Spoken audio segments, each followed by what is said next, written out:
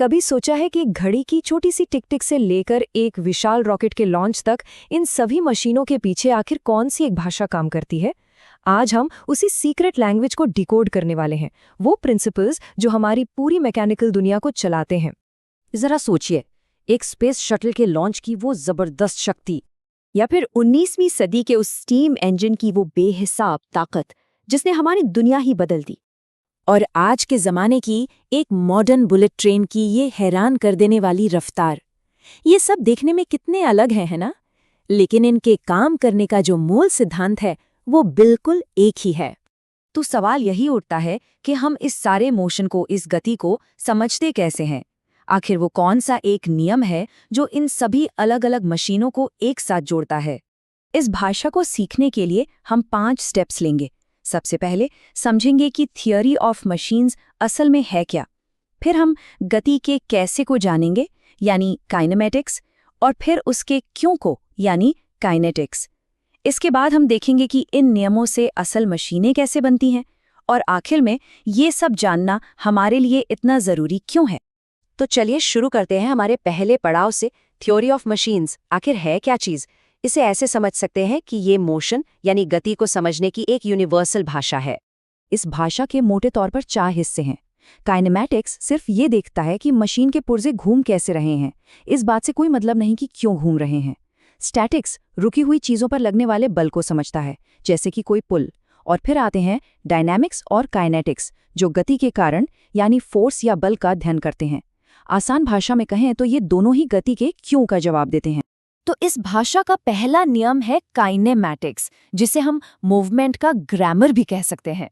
यह हमें सिखाता है कि चीज़ें कैसे चलती हैं, उनकी ज्योमेट्री क्या है, लेकिन ये इस बात की बिल्कुल परवाह नहीं करता कि वे क्यों चल रही हैं। सीधे साधे शब्दों में काइनेमैटिक्स का मतलब है मशीनों के अलग अलग पुर्जों के बीच की रिलेटिव मोशन की स्टडी। इसका ध्यान सिर्फ मोशन के पैटर्न और रास्ते पर होता है, उस फोर्स पर नहीं जो उसे चला रहा है। ये सिर्फ और सिर्फ गति की ज्यामिति है।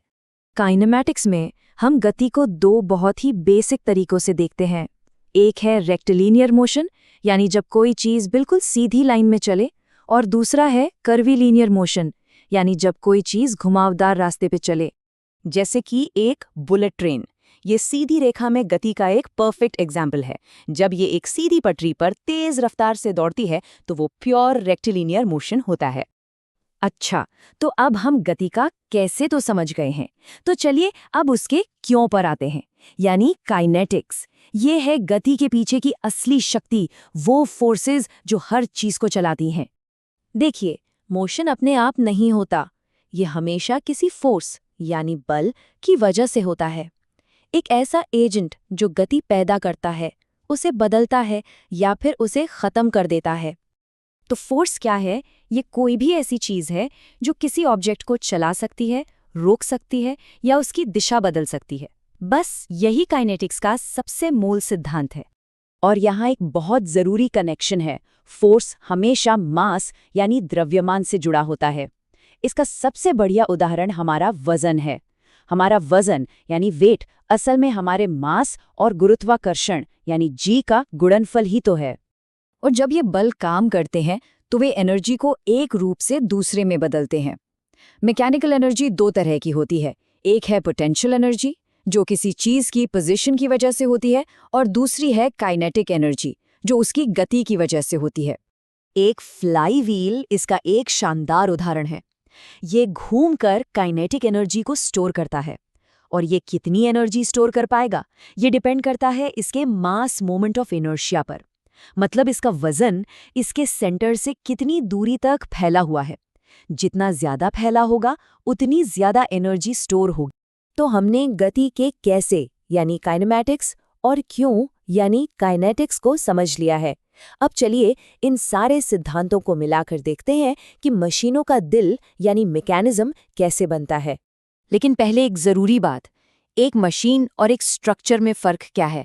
एक मशीन के पुर्जे एक दूसरे के हिसाब से चलते हैं और एनर्जी को काम में बदलते हैं। वहीं एक स्ट्रक्चर जैसे कोई पुल, उसके हिस्से अपनी जगह पर स्थिर रहते हैं। वो सिर्फ फोर्सेस को एक जगह से दूसरी जगह ट्रांसफ़र करते हैं, एनर्जी नहीं बनाते। किसी भी मैकेनिज्म की जो बुनियाद है वो होती है काइनेमैटिक चेन। सोचिए कि कई कड़ियां या लिंक्स हैं जो जोड़ों से एक दूसरे से जुड़ी हैं। जब आप आखिरी कड़ी को घुमाकर वापस पहली से जोड़ देते हैं तो आपको एक कंट्रोल्ड और प्रिडिक्टेबल मोशन मिलता है। बस इसी बंद लूप को काइनेमैटिक चेन कहते हैं। एक मैकेनिज्म बनाना असल में 4 आसान स्टेप्स का काम है। पहला, कुछ लिंक्स लीजिए। दूसरा, उन्हें जोड़ों से कनेक्ट कीजिए। तीसरा, आखिरी लिंक को पहले से जोड़कर एक बंद लूप बनाइए। और चौथा और सबसे जरूरी स्टेप, किसी भी एक लिंक को अपनी जगह पर फिक्स कर दीजिए, उसे हिलने मत दीजिए। जैसे ही आप ये करते हैं, वो चेन एक यूजफुल मैकेनिज्म में बदल जाती है। इसका एक क्लासिक उदाहरण है एक्मैन स्टीयरिंग गियर, जो हमारे गाड़ियों में इस्तेमाल होता है। ये असल में एक बहुत ही सिंपल 4 लिंक वाली काइनेमैटिक चेन है। इसमें एक लिंक यानी कार की चासी फिक्स्ड रहती है और बस इसी वजह से बाकी लिंक्स की मूवमेंट गाड़ी के पहियों को एकदम सही तरीके से मोड़ पाती है। तो आखिर इन सब बातों का मतलब क्या है? इसका मतलब ये है कि अब हमारे पास थ्योरी को असलियत में बदलने की एक भाषा है। अब जब इस हवाई जहाज के लैंडिंग गियर को देखा जाए तो क्या इसमें छिपे सिद्धांत नजर आ रहे हैं? काइनेमैटिक्स इसके खुलने और बंद होने का रास्ता तय कर रहा है। काइनेटिक्स इसके पीछे काम कर रहे फोर्सेस को संभाल रहा है। हर लिंक और हर जोड़ मिलकर एक परफेक्ट कंट्रोल्ड मोशन बना रहे हैं। यही तो है मशीनों की भाषा, और इसे सीखने के बाद हमारे आसपास की दुनिया फिर कभी पहले जैसी नहीं लगती।